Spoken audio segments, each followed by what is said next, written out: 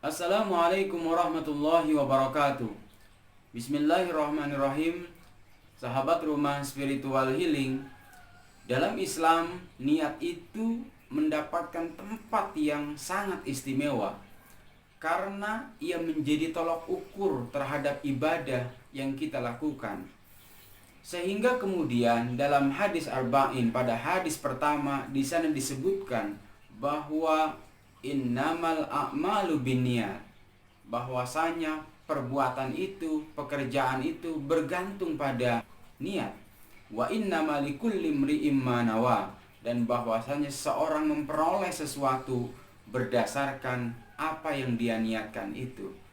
Maka kemudian dalam terminologi fikih di sana disebutkan bahwa niat itu menjadi bagian rukun daripada ibadah yang kita lakukan. Artinya apa? Bahwa manakala rukun itu tidak ada, rukun itu tidak terpenuhi, maka hampir dipastikan ibadah yang kita lakukan cacat ataupun tertolak. Artinya bahwa seseorang memperoleh berdasarkan apa yang dia niatkan itu.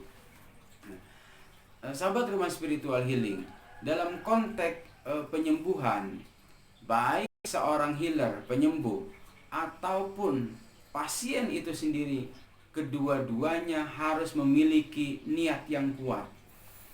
Einstein mengatakan bahwa energi itu tidak bisa diciptakan sekaligus, juga tidak bisa dihancurkan. Ia hanya berubah bentuk. Maka kemudian niat itulah yang kemudian menggerakkan energi itu terhadap apa yang dia niatkan itu. Gary Zukav mengatakan bahwa niat itu menggerakkan cahaya. Seorang pernah datang kepada saya dan minta untuk diobati.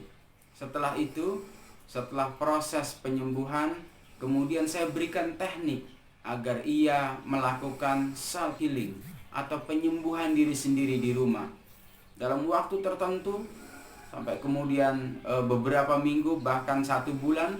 Kemudian saya mendapatkan laporan bahwa penyakitnya hampir 90% itu sudah lebih baik. Dan ketika saya tanya mengapa demikian, ia katakan bahwa dia menjalani seluruh instruksi ataupun teknik yang saya berikan. Artinya bahwa dia benar-benar niat untuk sehat, dia niat untuk sembuh. Di sisi lain, ada seseorang juga pernah datang kepada saya, dan kemudian setelah saya terapi, saya berikan teknik agar dia dapat melakukan self healing di rumah. 1 bulan kemudian saya mendapatkan informasi darinya bahwa penyakitnya belum ada perubahan. Dan ketika saya tanya kenapa, dan ternyata dia tidak menjalani teknik ataupun instruksi yang saya berikan. Di sini terlihat dari kedua orang ini bahwa yang satu punya niat yang kuat bahwa dia ingin sehat, ingin sembuh, sementara yang satu lagi belum kuat, dia belum memiliki niat yang kuat untuk sehat ataupun sembuh. Sahabat rumah spiritual healing, maka kemudian dalam niat di situ ada tekad yang kuat, dalam niat ada motivasi yang kuat, dalam niat ada sebuah perjuangan.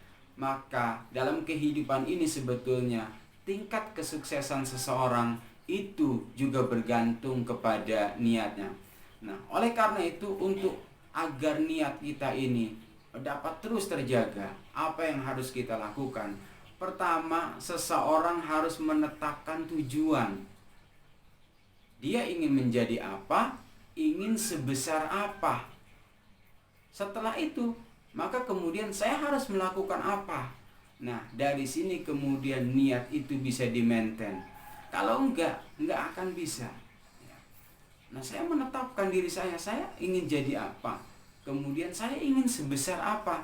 Maka kemudian di situ muncul, maka saya harus melakukan apa? Nah, dari sini seseorang sebetulnya perubahan hidupnya itu bergantung pada niatnya.